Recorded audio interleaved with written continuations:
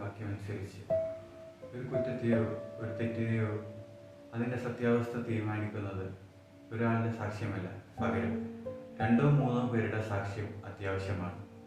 ഇവിടെ യേശുവിൻ്റെ കാര്യത്തിൽ യേശുവിന് സാക്ഷിയും വഴികാട്ടിയുമായ സ്നാപകനാൻ്റെ സാക്ഷ്യം നാം യോഹന്നാൻ്റെ സുവിശേഷം 3-ാം അധ്യായത്തിൽ നാം വായിക്കുന്നുണ്ട്. അതോടൊപ്പം പിതാവായ ദൈവത്തിൻ്റെ അത്യുന്നത സാക്ഷ്യം നാം മറ്റൊരിടത്ത് കാണുകയും ചെയ്യുന്നുണ്ട്.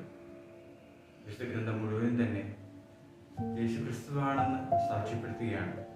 എങ്കിലും യഹൂദർ ഇത് കാണാതെ പോകുന്നു. അവരുടെ കണ്ണുകൾ അടക്കപ്പെട്ടിരിക്കുകയാണ്.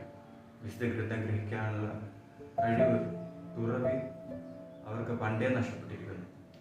ഈ നോമ്പുകാലത്തിൻ്റെ അവസാന കാലഘട്ടങ്ങളായിരിക്കുന്ന നമുക്ക് ഹൃദയം ജ്വലിക്കപ്പെടുന്ന, കണ്ണുകൾ തുറക്കപ്പെടുന്ന ഒരു എമ്മാവസ് അനുഭവം ലഭിക്കാൻ വേണ്ടി പ്രാർത്ഥിക്കാം. അങ്ങനെ ദൈവമാവുന്ന വചനം, ആ വചനത്തിൻ്റെ പാതയിൽ സഞ്ചരിക്കാൻ നമുക്ക് സാധിക്കട്ടെ. ദൈവം നമ്മളെ എപ്പോഴും കൂടെ നടക്കട്ടെ. ആമേൻ.